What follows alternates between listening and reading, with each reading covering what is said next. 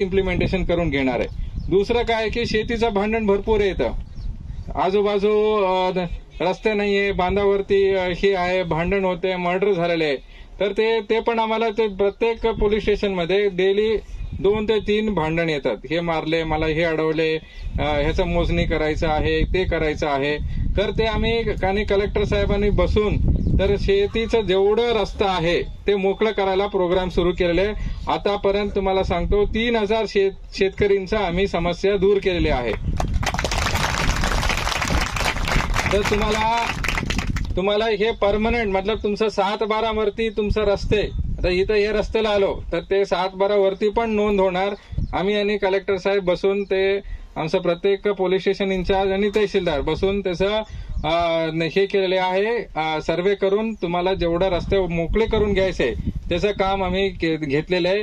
हे नक्की permanent solution काढण्यासाठी आम्ही प्रयत्न केलेले आहे।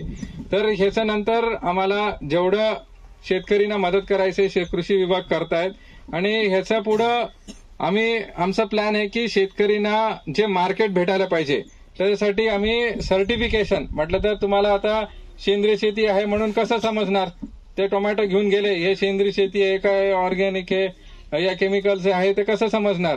तर त्यासाठीच आम्ही त्याचं सर्टिफिकेशन मतलब तुम्हाला एक पासपोर्ट, ऑर्गॅनिक पासपोर्ट म्हणून भारतामध्ये पहिले अभियान आम्ही सुरू केलेले आहे।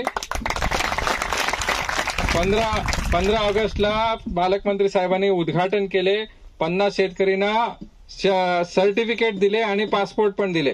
तर ह्याचा काय उपयोग होणार, आता समजा मी साठे मामाकडे गेलो तर साठे मामा मला ते पासपोर्ट दाखवतील, हे बघा हे माझं पूर्ण पासपोर्ट आहे, त्यांना काय सांगायचं गरजच नाहीये। तिथं त्यांचा फोटो असतील, त्यांचा शेतीचा फोटो असतील, त्यांनी कसं सर्टिफिकेशन घेतलेले, कसं ते सेंद्रिय शेती करतात, तर ते तिथं फक्त पासपोर्ट घेऊन गेले तर मार्केटमध्ये ते सांगू शकता माझा माल चांगला आहे, हे रेटमध्येच देणार मी, बरोबर। तेव्हा तुम्हाला शेतकऱ्यांना तुम्हाला मान सन्मान भेटणार, तुम्हाला तुमचं जे मेहनतीचं पैसे पण भेटणार।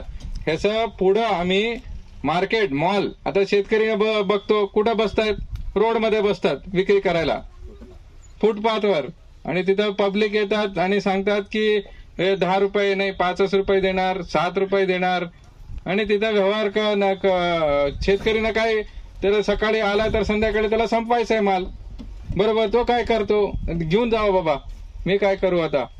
तर ते न होता आता आम्ही काय करणार आहे, आमचं पोलीस ह्याच्यामध्ये क्वार्टर्समध्ये आम्ही एक पूर्ण एसीचा मॉल करणार आहे। शेतकरी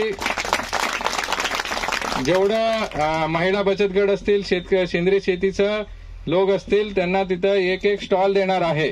तिथं एसी शोरूम मध्ये शेतकरी बसून त्यांचा माल विक्री करणार आणि रेट पण फिक्स असणार आणि तिथे येऊन तुम्ही माल विक्री करणार, असं आमचं ऑलरेडी प्लॅनिंग चालू आहे।